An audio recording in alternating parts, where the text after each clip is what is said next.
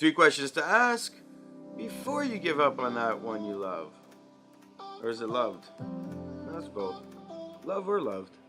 Let's talk about it. Roll it.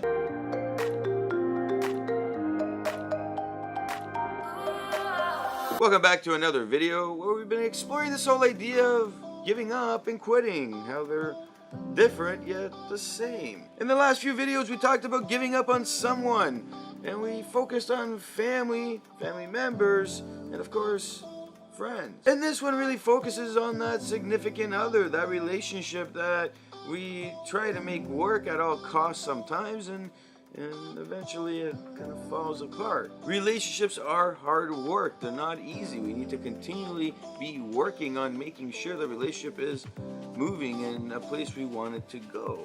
However, in most cases, it doesn't. And we see this each and every day, and we get a lot of communication with people on this subject, a lot of questions. Hey, I feel like giving up, but I don't know if I should. The reality is that you're feeling like you're giving up for a specific reason. And a lot of these reasons are different for each person, however, they're similar. And these reasons really stem from anything from how you were in the honeymoon stage and that honeymoon kind of evaporated and you don't like what you're seeing now, to the people that pretended to be somebody that they weren't, and 90 days later, 120 days later, they start to coming to the surface and you see who they are and you don't like it. Other times it's bad habits that you didn't see during the honeymoon, and all of a sudden you're seeing them now, like people biting their nails, and it gets you irritated. And other times we figure out that our purpose isn't the same and we need to put an end to the story so we can go meet other people that have a more similar direction in life that we want to head towards. Sometimes they're toxic and you can't really do anything but move on. However, it's the hardest thing to do because the toxic people tend to take over a relationship. The whole lifestyle changes, friendships go away, and then you're left alone, and it's really hard to just say I'm gonna give up. In any one case, the following questions to ask apply, and they're critical so that we can move on without that feeling of regret. Question 1, why are you feeling this way? And this is critical to ask. Why are your emotions changing to include giving up? What has happened? Is it something that just started happening? Something that really crossed that border that you have for your values and your integrity? Or is it something that's been happening for a while and you don't like it and you've tried to make it work but it's not actually working? Identifying why this is occurring will really help you move more closer to a closure scenario where you can actually place yourself in a position that will enable you to be strong-willed at making this decision. Question number 2, well, that's really comes down to what you're expecting out of this. The expectations are critical here, and now this is really important. Your expectations and the other person's expectations are critical to be well communicated and understood. One of the biggest factors for relationships failing is that the expectations are either different from the get-go or they change as time goes on. And as these expectations change from one another and we're not communicating, well, then things start to fall apart. A lot of relationships suffer through this, especially after that honeymoon phase, because we get into a relationship, we don't make clear expectations of what we want, what we need. We don't stipulate what our true important future goals are, our purpose in life. And we definitely don't make that line that we're not willing to cross on integrity or values, and of course our life principles. And during the honeymoon stage, well, we're in lovey-dovey land, so we start making and doing decisions that are not really in line with who we are. And as time goes on, we start to return back to who we are. And at that point is where this breakdown starts to happen between the understanding of what the expectations are, especially if they're not communicated. Question 3, it's really understanding where you're at in those first 2 questions and then asking yourself, is this what I need right now? Is this what's good for me? Is this the best I can do? Have I done everything I needed to do in this? Has the story ended? Is it time for me to start something new? And as you start to answer questions like these, you'll start to feel selfish on one end, but on the other end, you'll start to become more aware of who you are right now and what you need right now. Because if it's something where you need to move on to something better, it will start to reveal itself, especially when your emotions start to calm down, they start to balance out, and your own personal self starts to become centered, and then logic starts to come into play, and integrity starts to take over. You start making decisions based on integrity. Because when we're in love with somebody, or when the love is diminishing, we're trying to keep things how they were, and we keep trying and trying, but then our expectations levels start to change based on how much we're trying, and we look at the other person and we start to judge them, and we start to put a high level of emphasis on what they are doing based on our expectations, that their expectations might be different. And this is the stage where you say to yourself, okay, what have I done? What do I need to do in order for me to really accept what's happening and make this right decision?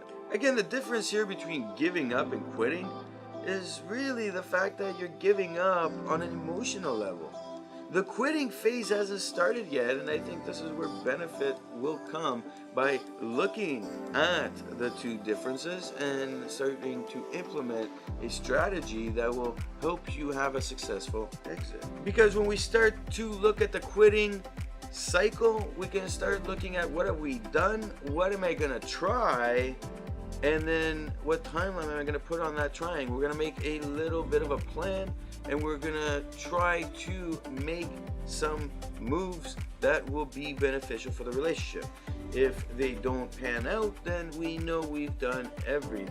Because up to this point on an emotional level, what you've done is really tried everything, but you haven't really tried everything, written it all down, saw what occurred based on the expectation, communicated those expectations, and made sure you were aware of how you're feeling and how the other person was feeling. We have to take all this into accordance, write it all down, so that when we're going through the steps in this timeline we've created, we can now be accountable for the decisions we are making and the big decision we're about to make. So click that link below so you can watch the whole series on quitting. I think it will be a big benefit for you. And again, am I saying this is the only way? No, there's many different ways to do this. Am I saying that this is easy? No, it's easier said than done. It's very hard actually, because you care so much about somebody. And when you care about somebody, it's incredibly hard to just give up on them and on the relationship. It's like you're abandoning them. And of course, you've spent so much time with this person, so it's the other side of these, bad situations we get into. It's that nobody's going to be there anymore. They're going to be gone. And then what? Who are you with but yourself? And if you're not really happy with yourself, this becomes even more challenging. And fear is a culprit in all of this. If fear didn't exist, well, all of this would be very easy. But we have fear of what's going to happen after. What's going to happen when we do give up. The goal from doing all of this is so we don't have regret after. The two types that will pop up, and the first one is, why did I do what I did? And then we go into this negative pattern of thinking, which creates a negative narrative. And instead of having written down everything, reviewing it whenever we do feel like this, we start looking back at the narrative we had, and we ask ourselves, questioning ourselves really, did I make the right decision? If we've written everything down and followed this process, well, then we know we did, and we can review that and be content and happy and trust ourselves that we made the right decision. The second type of regret that will pop up is when you get lonely. And then you're going to be like, oh, I'm alone, and now what? If maybe I didn't make a right decision there. Maybe I should have stayed with that person, even though I was miserable and I hated my life. Maybe I should have stayed. And then you start thinking about him, and that's when usually the late night drunk calls happen. Happens to the best of us. So don't worry if it's happened already. fresh start. And this fear factor will diminish. You will be stronger for yourself because you have made the right decision. This is what all this review is doing, and this is why following the quitting process makes 100% sense on what you need to do in order to have a successful exit. This is what I'm really talking about. We want to have the opportunity to succeed down the road. We want to have the opportunity to keep moving forward and finding the success that we need and find that real partner that we need in our lives. And that's the reality. If the person really loves you, you wouldn't be in this mess now, would you? You would communicate. And then sometimes it's us, not them. And if we really love them, then there would be that effort. It goes two ways.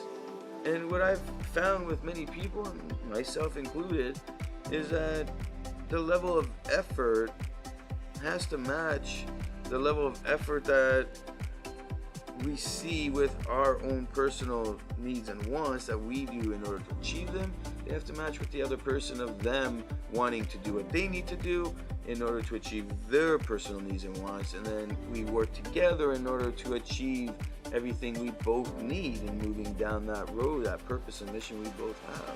If they're not aligned, none of this will be aligned. The effort will be too much, and one person will be working harder than the other, and the reality comes down to that big question: do they really love me? Or is it because they don't want to be alone? Is it fear that they're scared of not having anybody and they're sticking around for that reason? And when will be the cutoff date for me? I can go on a different rants and different directions on this, but I think we've all been there. Again, this video is an opportunity to open up our minds on the idea of giving up versus quitting. It's the idea that when you are in a relationship with somebody, even if you love them or don't love them, but you know it's good and it has been good and you want to get it back, but that love is diminishing, whenever we're in this situation, the question is, when do you give up? And that's an emotional side of things. Following these three questions work, and then going into the quitting zone to actually do a successful quit that will bring you more success than the opportunity for that failure to happen down the road. This is an idea of what I see and how I communicate with people and the things I have people do when we talk about their situations. And what ends up happening is that they walk down a road where there's a successful ending, whether they fix the relationship or they don't fix the relationship, but they move on without that regret and that fear of what's to come. And I encourage with this video as a start to go research more on this, to look at what is going on out there with other people, what they are saying. There's so many ideas that you can implement in your specific situation, and this is experience that's being built. Every relationship brings its own set of experiences, and we need to build off that for the next relationship, and especially when a breakup moment is coming. So take some time, take this all in, ask yourself, where am I at with all this, and where do I move forward with all this? The goal is to really gain awareness, gain control of your emotions, and start using that integrity to start making the right decisions at the right time. My name is Nikos Rentas. This is MentorsApproach.com. Hit that like button if you like what you see. Of course, hit the subscribe button to get your daily motivational idea to get you moving in the right direction. And of course, share this with somebody that might find value in it, and leave your comment below with your story, because somebody might be reading it, they might relate to what you write, and you might help change